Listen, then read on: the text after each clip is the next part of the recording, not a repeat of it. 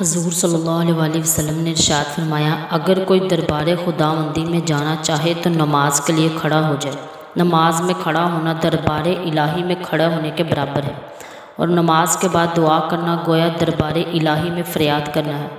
اس کی دعا ضرور قبول ہوتی ہے جو نماز پڑھ کے اخلاص سے دعا کرتا ہے۔ نماز کو معراج مومن اسی لیے کہتے ہیں کہ تمام دعائیں نہ زمین پر فرض ہوئیں مگر نماز معراج کی رات عرش اعلیٰ پر فرض ہوئی۔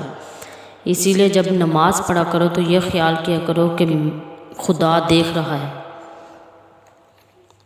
ایک روز نبی کریم صلی اللہ علیہ وآلہ وسلم پتجھڑ کے موسم میں کہیں جا رہے تھے۔ آپ نے ایک درخت کی ٹہنی کو پکڑ کر ہلایا تو بے شمار پتے ٹوٹ کر زمین پر گر گئے۔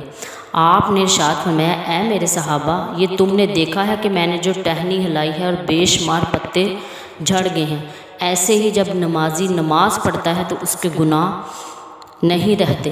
خود حضور کا ارشاد ہے کہ جب نمازی نماز پڑھتا ہے تو اس کے گناہ جھڑ جاتے ہیں، کہ جب نمازی نماز کے لیے وضو کرتا ہے تو جب ہاتھ دھوتا ہے تو ہاتھوں کے گناہ جھڑ جاتے ہیں، جب منہ میں پانی ڈالتا ہے تو منہ کے گناہ جھڑ جاتے ہیں، جب ناک میں پانی ڈالتا ہے تو ناک کے گناہ جھڑ جاتے ہیں، جب چہرہ دھوتا ہے تو چہرے کے گناہ جھڑ جاتے ہیں،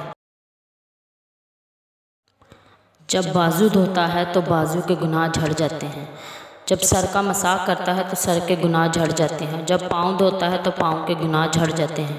پھر جب وضو کر کے کعبے کی جانب منہ کر کے شہادت کی انگلی اٹھا کر دوسرا کلمہ پڑھتا ہے تو اللہ فرماتا ہے، اے میرے فرشتوں، اس بندی کے لیے جنت کے 8 دروازے کھول دو اور جس دروازے سے چاہے جنت میں داخل ہو جائے۔